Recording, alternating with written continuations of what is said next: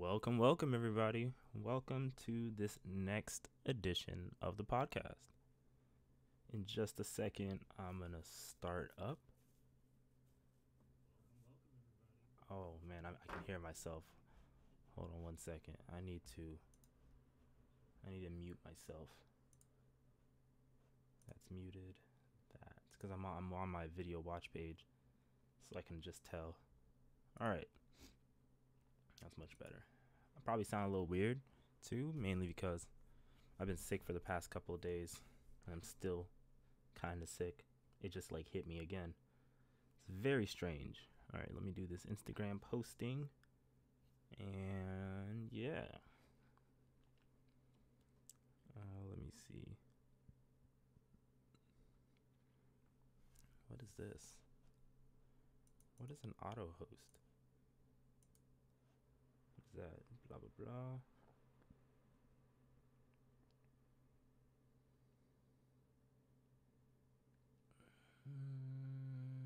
Let's do low latency, and then auto host channels, host list when you're offline, team channels.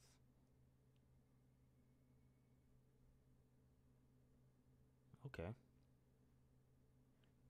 And enable followers must view you and start not for their auto post. No. You don't need followers only mode. Disable all messages on videos. Okay. We go here. Okay. Now a little difference between last week's and this week is that I found out the problem and I found out the solution to my delay latency, my high latency, where it's like there's a desync between my voice and the camera. And it's because I'm using a Game Capture HD, which is normally for gaming, to connect my DSLR to my computer and use it as like a webcam. But when you do that with the Game Capture HD, it's not even the USB-C version. It's not the one that goes in your computer on the PCIe slots. When you do that, it pretty much causes like a huge delay, and you can't remove it. And even when I record locally, you can't get rid of it. So that's why all the footage on the YouTube page of the after show stuff is all delayed because of that same reason. So I can no longer use my DSLR as my webcam, and the current webcam that I do have, the room that I'm recording this in is like too cluttered for me to broadcast out of, with face and everything like that. So I'm just not going to use the webcam at all until I get a new device. I'm looking into getting a Elgato, not Streamlink, Camlink. And I heard that the Elgato Camlink does not have delay, does not have latency. The only unfortunate part about that is where I currently am, they don't sell that in store. You have to order it. That's unfortunate. So I wanted to buy it from a store. That way I can just try it out and return it if it's not working for latency. And then maybe pick up like an Elgato Game Capture HD Pro, which goes into the computer, and maybe that won't have latency. Basically, I'm trying to reduce the latency to almost nothing, but it's really difficult to do that. So now let me do this posting real quick, and then I'm gonna actually, you know what? I can do this. There's this program that I use to record podcasting and stuff like that. I'm gonna open that up. Since I'm doing audio only, I can do things a little differently. Line out Elgato. No, that is not the input device. Let me set it to my microphone stereo, and then you hit arm for record, and then it's ready to record. I have to like speak a certain way, otherwise it seems like it's to be too quiet. Let me see if it works now. Testing. Okay, that's much better. So that's now ready to go. And that is a car. It literally vibrated the entire house. Alright, I'm gonna close out a lot of this stuff. And then make this posting. And then I'll be ready to go. All right, so by the way, this podcast episode, before I do the intro, as you can see in front of you, it's about the singularity. Now it's kind of it's based off of a reaction response to the last episode that I did, episode 6, based about transhumanism, and these topics are always really interesting to me. So the singularity is a similar one. I'm not gonna get into it just yet, but I'm gonna post this thing onto Instagram and then get started. Let me mute my phone before it makes everything vibrate when I'm recording. So how you guys doing today? It's Wednesday. It's hump day. Hopefully everything's good. I wish I could play desktop audio. Actually, you know what? I think I can. I think I actually can, but I won't do it. All right. Let me see. Let me just put it currently live with the Art of Thought. Come on. Thought podcast on YouTube and Twitch.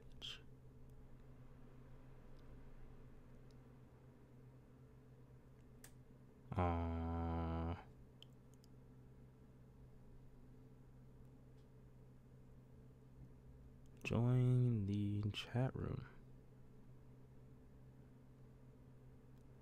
And let me see, what else is there?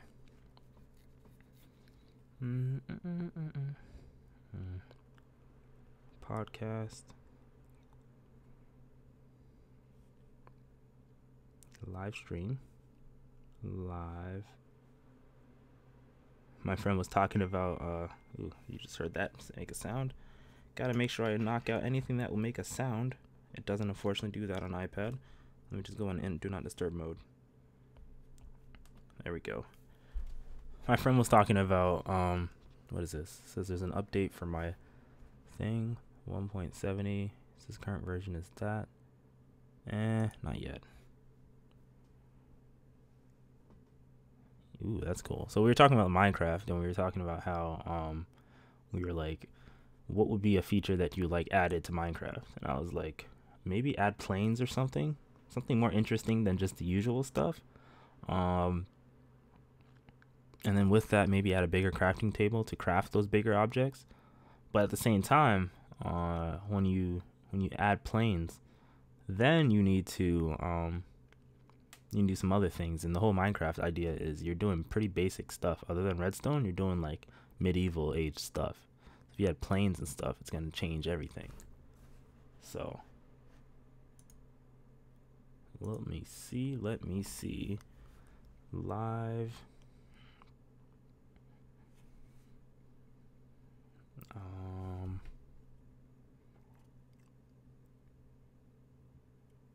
Let's just do,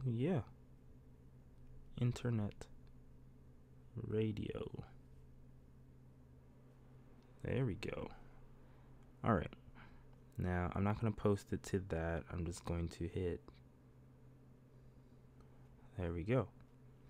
All right. So now that I did that. All right.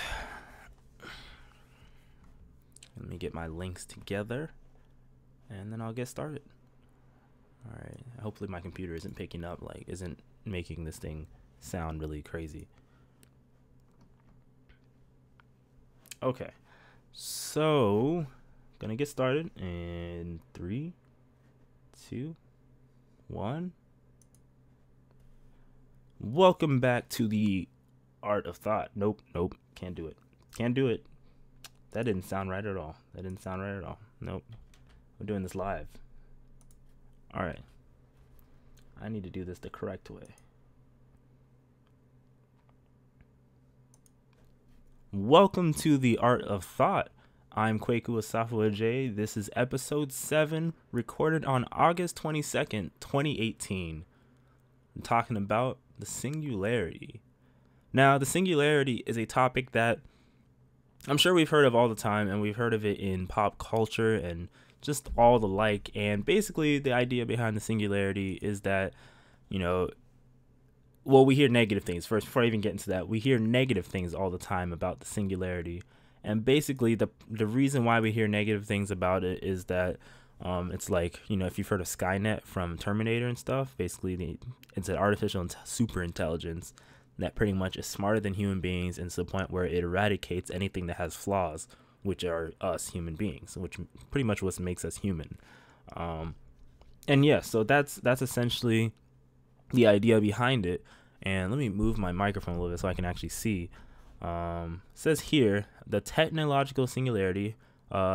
This podcast, by the way, is just not a general knowledge podcast. If you're interested in this topic, you'll like it. So the singularity, I'm gonna be muting my, there we go. The singularity is the hypothesis that the invention of artificial superintelligence, or ASI, will abruptly trigger runaway technological growth, resulting in unfathomable changes to the human civilization. Now, it says here, this is on Wikipedia, it says here, according to this hypothesis, an upgradable intelligent agent, such as a computer running software-based artificial general intelligence, would enter a runaway reaction of self-improvement cycles, with each new and more intelligent generation appearing more and more rapidly, causing the intelligence explosion and resulting in a powerful superintelligence that would qualitatively, I cannot speak, far surpass all human intelligence. So basically, that's like the summary in terms of what the singularity is, the technological singularity. They write technological singularity, or simply the singularity. We've heard movies. I think there's been a movie out called The Singularity as well, and it's based off the same thing. We've heard a lot of ideas based off the same thing, and there's two sides to the whole thing. It says here, well, let me go into some pop culture thing. Public figures such as Stephen Hawking and Elon Musk expressed concern that the artificial intelligence could result in human extinction. The consequences of the singularity and its potential benefit or harm of the human race have been hotly debated.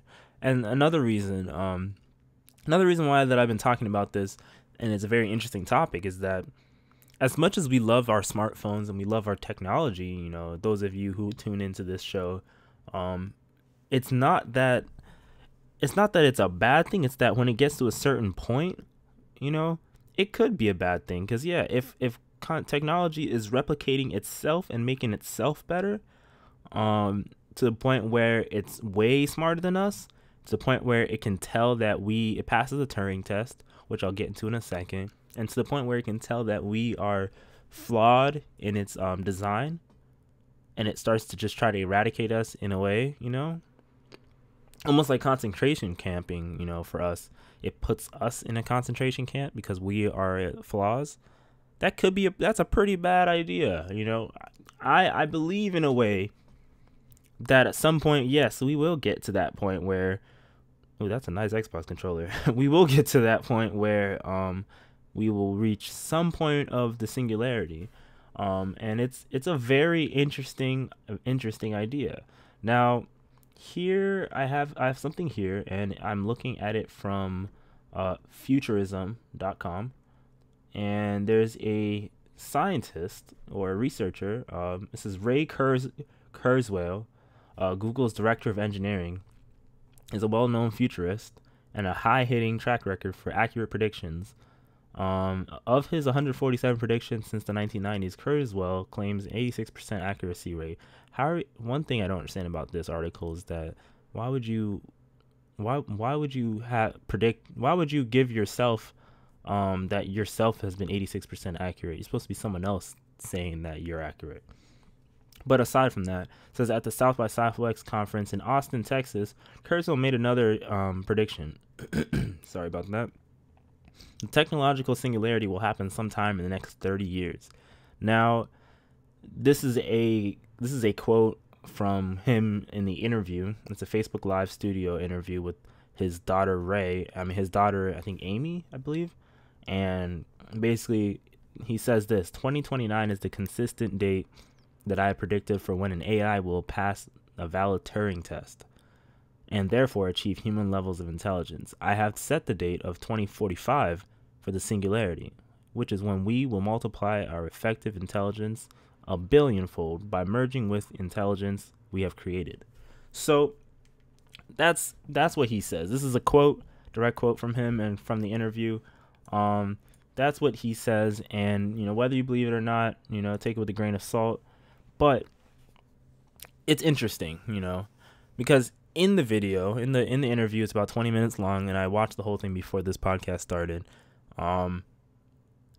He says that, he says by 2029, computers will have human level intelligence.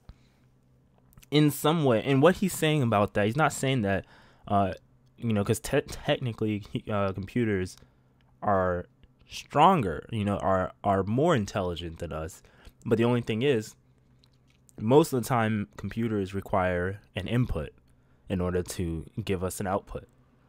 But the Turing test says this. The Turing test is basically a term that from, I think it's Alan Turing, and it says that a computer will pass a Turing test when we cannot recognize that it is a computer. So, for instance, we have, I'm looking at my Instagram feed here.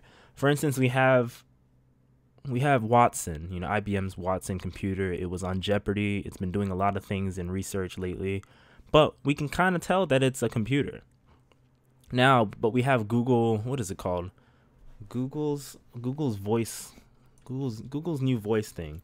Google Turing test. Let's do that. Where is it? Google Duplex. That's what it's called. We have Google Duplex. Google Duplex. Yes and no. I'm looking at TorDataScience.com. It says Google Duplex, yes and no, kind of passed the Turing test.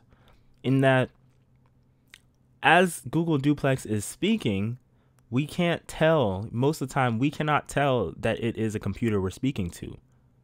So in that way, it does pass because it does sound more human. But it doesn't pass in that, it needs a direct response. It's not gonna. It's not. It can't do everything itself. It needs a input in order to respond to something. It's not gonna just, It's not gonna just look at your, whatever it is. It can't look at anything for one. But it's not gonna just. I'm trying to think of a word to say around this. I'm trying to think. It can't determine, what's the right choice or not. All it does is react based off of prior input that you put in. That's what I'm trying to say. In that, if you gave Google Duplex $2, it can't go out and try to spend $3. It can only spend $2. So in that way, you programmed it to only be able to do $2. And so it can only do $2. But if it can figure out a way to finesse $3, then it could pass the Turing test. So the Turing test basically is like, us humans here, we react, and also we think of fresh ideas.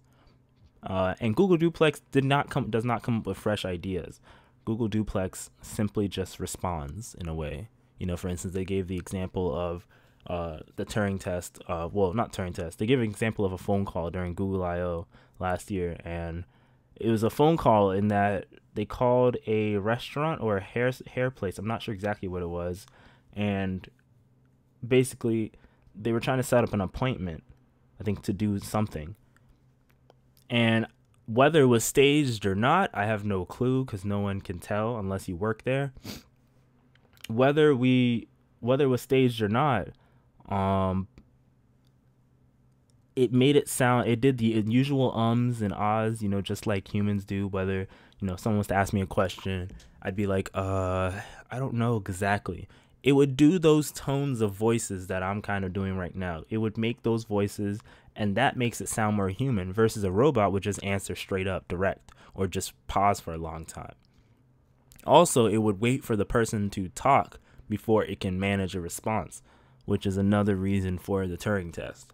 Now, in some ways I sound like I'm kind of going off the, the beaten path of the singularity, but in some ways no, because if Google Duplex could realize that there's a better appointment choice out there than what I'm doing based off of my calendar, then it could pass it. Then at that point, I realized that there's something better out there. Why is this person making me do this? It's not recommending anything. It's, there's a better thing out there. So in some ways, yes, it did pass the Turing test, and at some point, no. It's a cool idea to think about. The singularity here. Let me see something here. Let me just check some things. The singularity, where is it? What is the singularity? Okay. So I'm looking at this off The Economist. Whether or not it's a track record of a good website to use it on, but whatever. It says here the term has different definitions depending on whom you ask it. It often overlaps with the ideas like transhumanism, which is related to the last topic. But the broad idea is that the rate of technological progress is accelerating exponentially, and will continue to do so to the point where it escapes all efforts at control. The projected results vary. The extermination of human species by godlike artificial intelligences is a favorite of pessimists. Optimists, meanwhile, prefer to conjure up the age of limitless material abundance and infinite leisure, with genetically modified humans bound together by brain implants into a solar system spanning hive mind, or perhaps uploading minds to a silicon utopia because of the power of exponential growth, where doubling creates as much progress as previous doublings combined. This science fiction future is actually mere decades away. So this is what Kurzweil was saying. Kurzweil and his daughter were saying. They were saying that currently, in some ways, it's not that we haven't reached the singularity. No, we haven't reached it exactly. But it's actually that we are on our way reaching the singularity. I say the singularity in that because people just say, okay, at the moment, it's because it's a point in time when that stuff happens. It's a point in time when technology becomes smarter than us, and it can do and respond things without our input. That's at the point where we reach the singularity. And so it's a very interesting idea. It's a very interesting concept. Raymond Kurzweil, or Ray Kurzweil, that I was talking about before, he says that currently, in some ways, our phones, for instance, because they're the smallest devices that we have, our phones, for instance, are like an extension of our brain, or extension of our mind. And in some ways it is, because if you know someone really well, and then you take their phone and you look deep inside it, you can kind of see what's inside their subconscious in a way, because whatever they like on Facebook, whatever they search up on their phone, whoever they contact with, whatever way they type things in, whatever they search for on Google or whatever they use, it's still it's still technically an extension of our brain, whether we're saying it or not. And at this point now, we have pretty much access to unlimited information via the internet, and we can pretty much just connect. If we're thinking about something, we can pretty much just type it in and learn more about it immediately. So we're in the information age, in that way. So it's very interesting just seeing how crazy things could get should we get to that point. Now, what I'm going to do also with this podcast episode is I'm not going to make it too long as well, because there's only so much that I can talk about solo about this topic. It's a conversational piece. So I'm just giving you guys my, what I've been thinking about in terms of, this idea. Ooh, there's a picture here.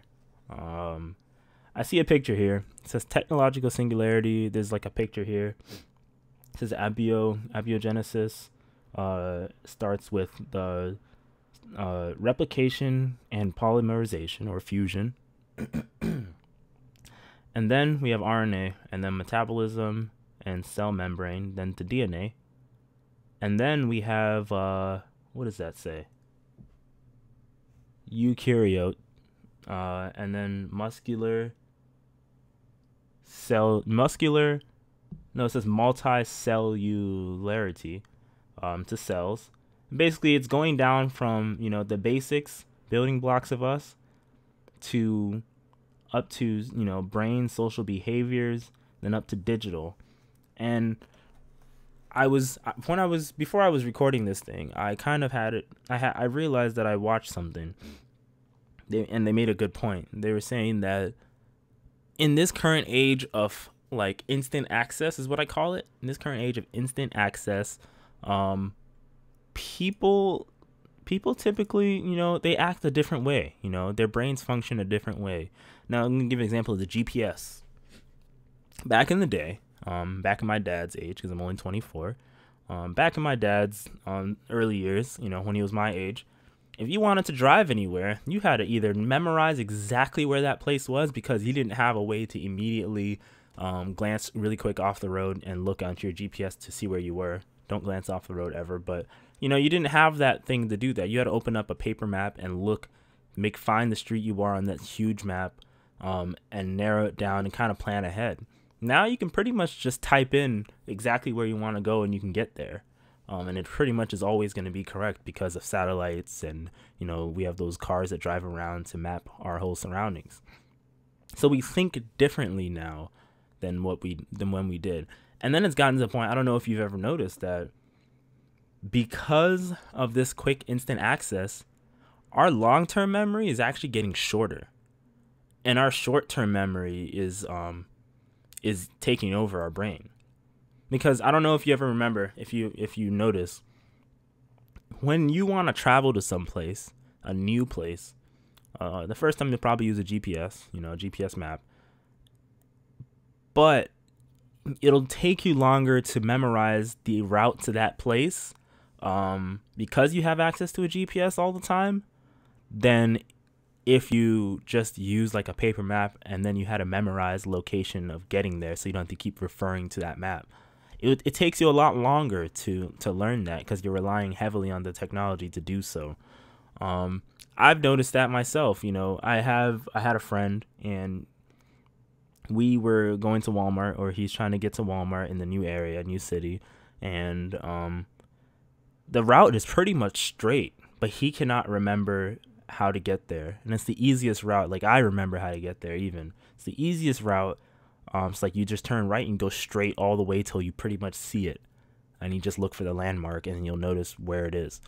But he could not remember it. And then I had another friend as well, I think and also my dad and my mom too. They were trying to get to some place, and they routed there a couple times, and then so hopefully they would have gotten the idea, but they didn't get the idea as fast.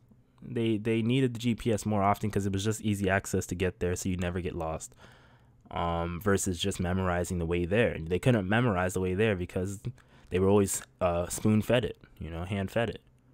So in some ways that it's interesting that it could be a good thing and a bad thing that we reached this point where we are connecting ourselves with artificial intelligence in a way. Raymond Kurzweil, he was saying that at some point between 2029 or 2030, let's say 2045, he's thinking that rather than having an external device, let's call it an iPhone, rather than having an external device that we look up everything, at some point we'll just have an implant that will just automatically connect us to everything.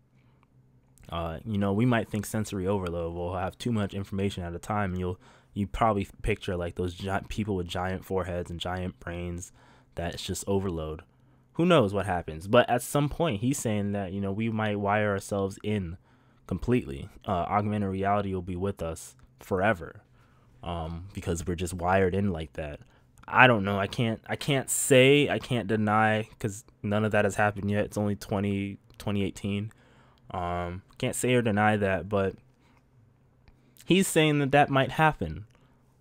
Keyword might. It might happen.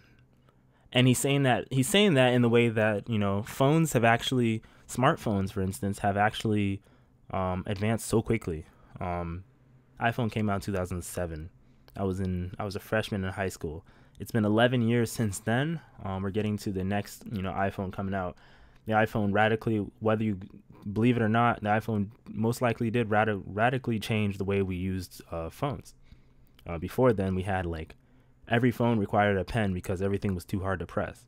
And the iPhone said, no, we don't need extra devices to, what's it called? We're going to use capacitive touchscreens rather than resistive. We're going to make the icons big enough for you to actually touch rather than use a pen to touch.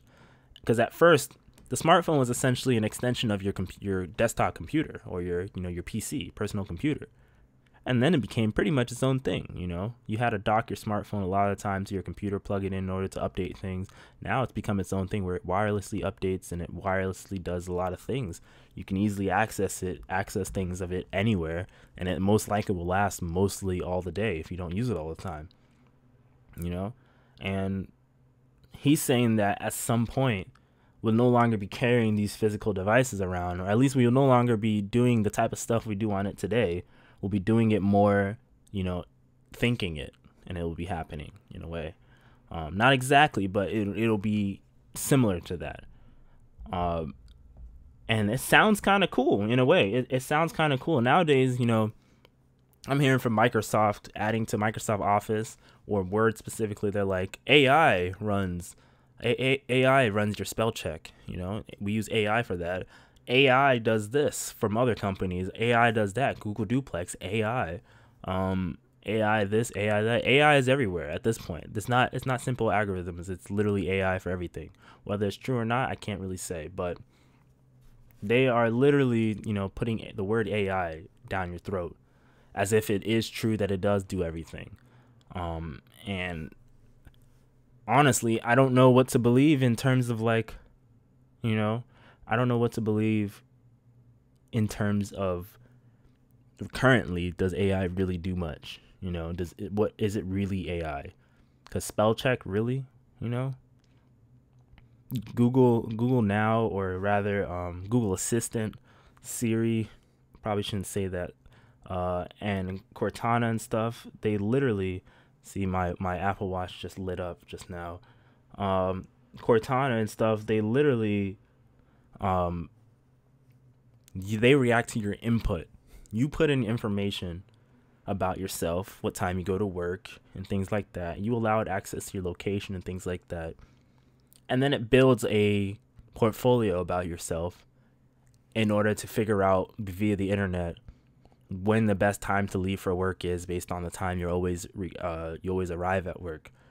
When the best time to do everything is, what kind of news you want to read and things like that.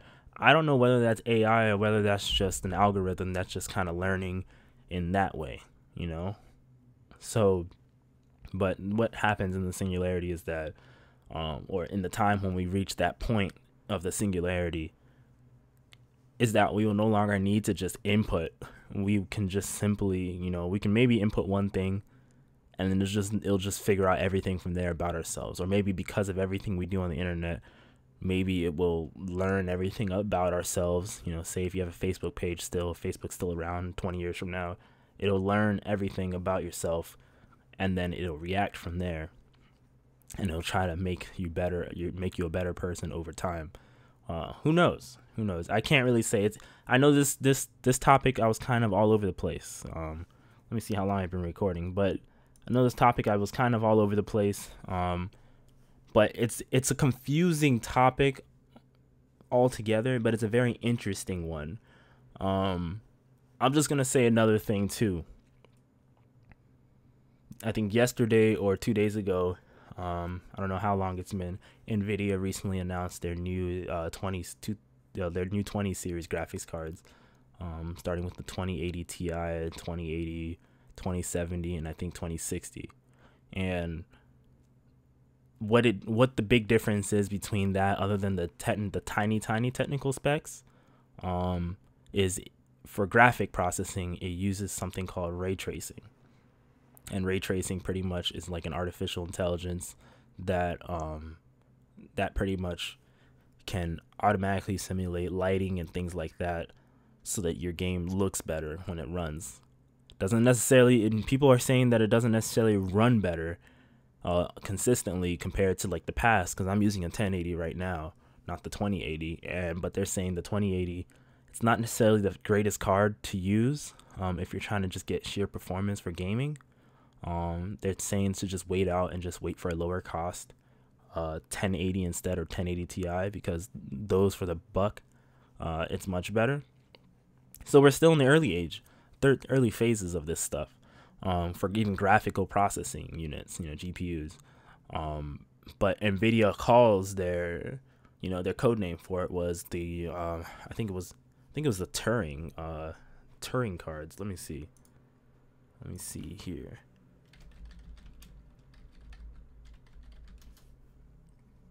Yeah, it says here, NVIDIA, the revolutionary, on their website alone, they say the revolutionary NVIDIA Turing architecture. Turing often refers to AI. And so, NVIDIA's Turing architecture, it's going to learn how to make your games look better, because these cards are specifically geared towards gaming. These, the RTX 2080, 2070 and such. They're for gaming, not the Quattro, which is for like processing things on, like video and stuff. So it's a very interesting time that we're in. Right now, we're kind of in the middle phase where we're trying to figure out the best form factor for phones. We're trying to figure out the best form factors for things. Like, what's the best way to use a thing? What's the best way to what's the best use case for a device? How can we make our lives easier? That's what we're in that phase right now. We're not in the refining phase just yet. And once we get into the refining phase, I feel like we'll be pretty close to that point where we'll be ready, and we'll be at that point where AI can think its own. We'll be at that point where AI is pretty much able to pass the Turing test, So once it's able to pass the Turing test, it's only a matter of time where, the scarce comes in. Already, Elon Musk has already started, saying that we got to watch out for AI, because if AI becomes too smart, it might think human beings are not necessarily errors in a way, but human beings are too flawed and so must be eradicated. And that's why they always say, like, human extinction due to AI. So, yeah. Let me know what you guys think. I'm going to run this one a little short, 30 minutes. Let me know what you guys think in terms of what the Singularity could be about. What your idea of the Singularity is in terms of, like, society and computers. Is it about humans merging with artificial intelligence to make overall better intelligence? That's what I feel like it's pretty much about. What do you think it is? Let me know in an email or anything like that. The email is dropped right on the screen in front of you. If you are listening on the audio only version, actually this is audio only, but if you're listening on the audio only version, not the video, and you can't see the email is theartsofthought@gmail.com. Let me know what you guys think about the show and everything like that. You can find me on Instagram and Twitter at thatguyquay, KWE. And again, if you are watching this live, or you're watching the video portion of it, video audio only portion of it, you can see all those links below. And you can see all of that. So let me know what you guys think. I am Kwaku Asafu J, and hope you guys have a fantastic Wednesday. Take care.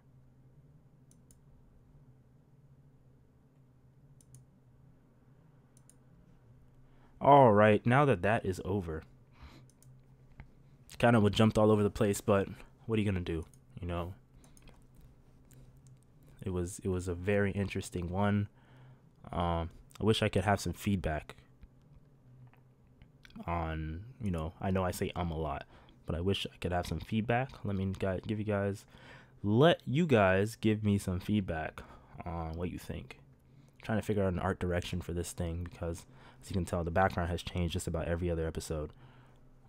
But I kind of like this background now. It looks artistic. At the same time, it looks like bright.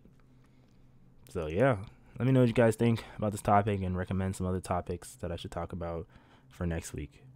And if you want to be a guest, send me an email and we'll see what happens. Take care, everybody. Peace.